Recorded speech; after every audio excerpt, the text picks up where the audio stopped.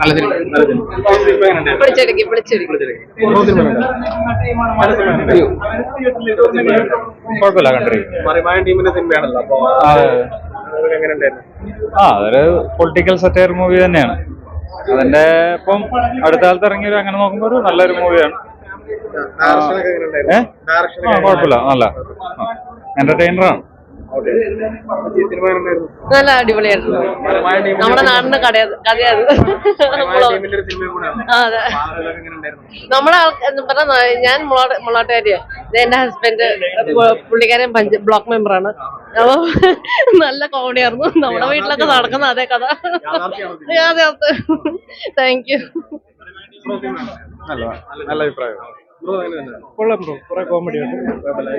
ടീമിന്റെ സിനിമയാണല്ലോ, അത് തന്നെ. അവരുടെ മറിമായം പ്രോഗ്രാം കാണുന്ന പോലെ തന്നെ നല്ല കോമഡി ആയിരുന്നു. തുടക്കം തൊട്ട് അവസാനം വരെ ഉണ്ട്. കൊള്ളാം, ഫാമിലിക്ക് ബെസ്റ്റ്. അടിപൊളി പടം.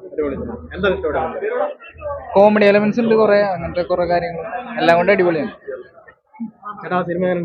വളരെ ഭംഗിയാണ് എല്ലാ അർത്ഥത്തിലും.